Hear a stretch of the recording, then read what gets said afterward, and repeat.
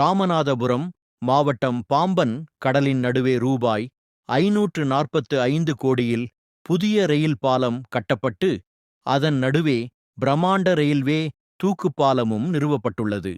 இந்த புதிய தூக்குப்பாலத்தை கடந்த முதலாவது கப்பல் என்ற சிறப்பை இந்த கப்பல் பெற்றுள்ளது.